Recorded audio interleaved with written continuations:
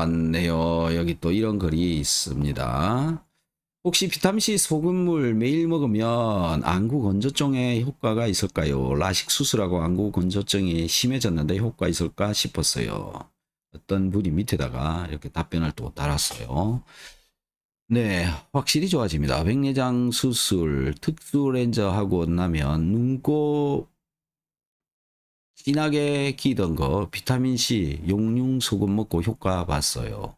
심한 질염도 함께 사라져 몸에서 나던 냄새도 소금 부족, 질 좋은 소금으로 건강하세요. 자, 이런 일들이 벌어지고 있다라는 건데요. 예, 비타민C랑 오메가3랑 같이 먹는 게 훨씬 더 좋습니다. 저는 잠자기 전에 비타민C 2000mg, 오메가3 2000mg, 일어나자마자 비타민C 2000mg, 그 다음에 오메가3 2000mg, 비타민 B3 1000mg. 요 루틴을 잘 지키면서 식사 때마다 또 비오 유키소 이렇게 같이 챙겨 먹고 있는 게 가장 기본에 깔고 먹고 있는 것이다. 필요한 게요 엄청 없어집니다. 여러분요 비타민 B3 같이 또 한번 먹어보세요. 체감할 수 있다, 몸이 느낀다 라는 겁니다.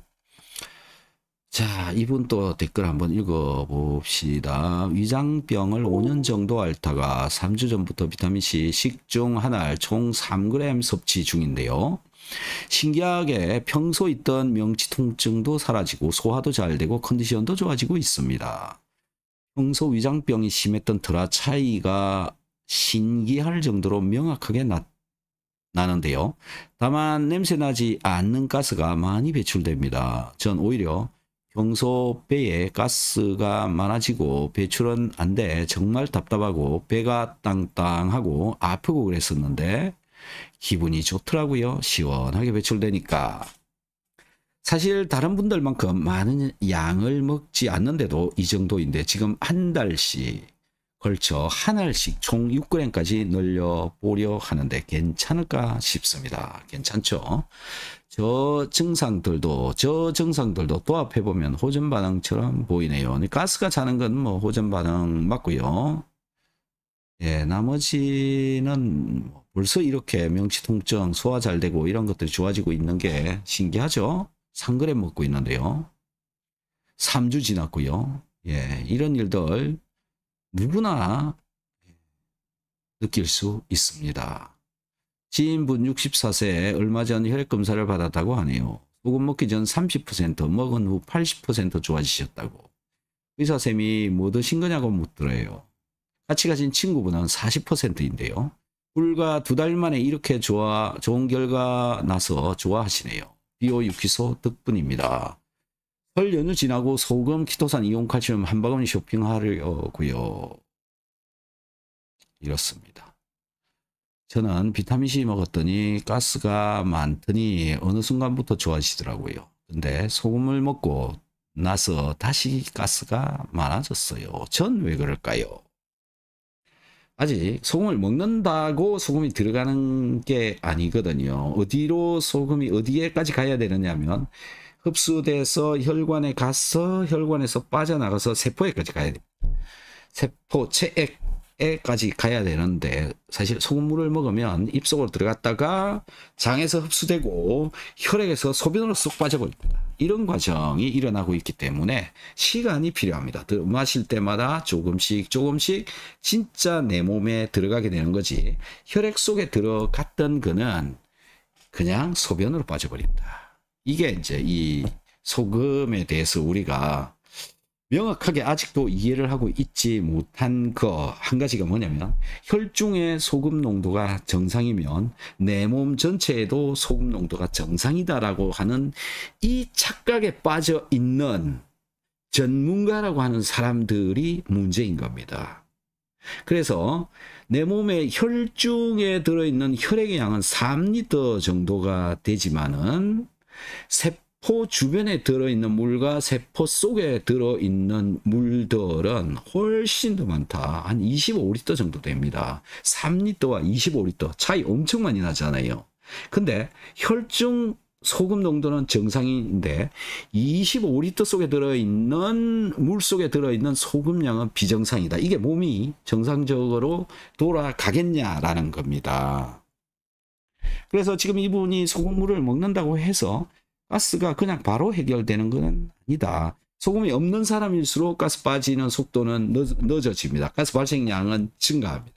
많이 있으면 있을수록 좀 더 빨리 지나갑니다. 그래서 비타민C를 먹고 가스가 찬다. 그러면 소금이 많이 부족한 사람인데 이 소금이 많이 있는 사람들도 사실은 가스가 찹니다. 예, 이런 부분들 잘 구분을 해야 되는데요. 잘 안 되시거나 궁금하시면 댓글에다가 질문을 적어 놓거나 전화로 상담을 하시면 또 제가 알려드리고 저희 상담 선생님께서 아주 자세하게 알려드릴 겁니다. 궁금하신 분들 전화 주셔도 좋습니다.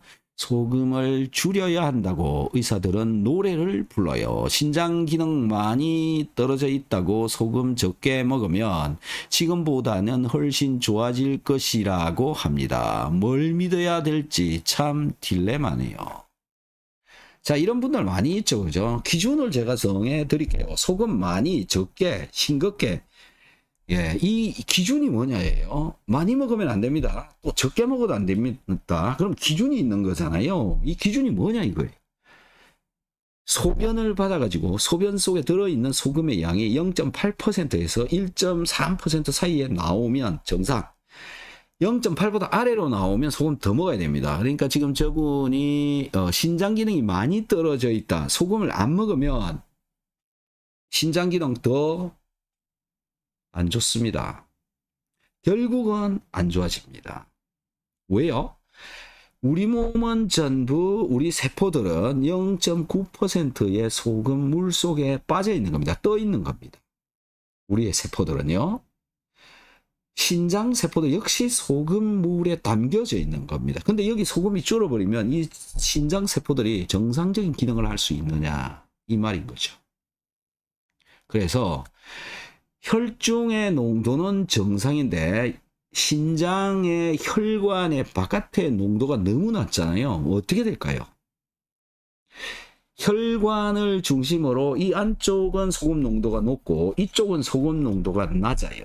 이러면 이쪽 소금이요, 이쪽으로 나가고요, 이쪽에 있는 물이 이 안으로 들어옵니다. 이런 일이 벌어진다라는 거죠. 자, 그 때문에 이 사실은 이 안쪽에 소금 농도하고요, 혈관 속에 소금 농도하고요, 혈관의 바깥에 여기에 소금 농도가 같아야 되는 거지. 이 밸런스가 무너져 있으면 여기에 물질 이동이 문제가 생긴다. 그리고 여기에 있는 세포들도 문제가 생긴다. 여기는 정상, 여기는 낮은 농도. 여기 있는 세포들 힘들다라는 거죠. 힘을 못 쓰게 되죠. 자, 혈관도요, 근육세포들처럼 이 근육평활근이라고 하는 그런 근육이 있습니다. 혈관 내피세포. 여기 이 근육의 움직임이 미네랄이 있어야 혈관도 이완, 수축 이게 잘 되는 겁니다. 근데 미네랄, 나트륨 없다. 이게 될까요? 그리고요, 여기 신경을 타고 전기가 흐릅니다. 미네랄이 있어야 훨씬 더 잘 흐릅니다.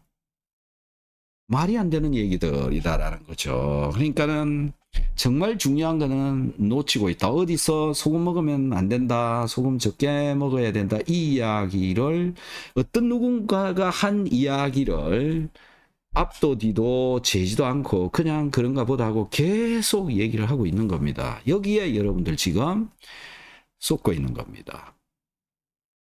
그래서 농도 조절 굉장히 잘 해야 된다. 제대로 잘 챙겨 먹어야 된다. 기준은 소변의 염분 농도가 0.8%에서 1.3% 정도 나오면 좋다. 이렇게 보시면 되는데요. 자, 이 퍼센트는요, 소금 먹는 양과 물 마시는 양의 균형에 의해서 만들어지는 겁니다. 물 1리터당 소금 9g 정도가 있어야 되는 거죠. 이게 0.9%이니까요. 그런데 소금은 한 9g 먹는다 치고 물은 막 한 2리터, 뭐 3리터 이렇게 먹어버리면 이 밸런스가 안 맞죠. 이러면 또 문제가 생긴다. 저염식 하는 거하고 마찬가지가 되어버린다. 이 밸런스를 맞추어서 먹는 게 굉장히 좋다. 그래서요, 지금 저분 딜레마네요. 어떻게 해야 될지 모르겠네요. 기준은 소변의 염분 농도가 0.8에서 1.3% 사이다. 이렇게 정리하시면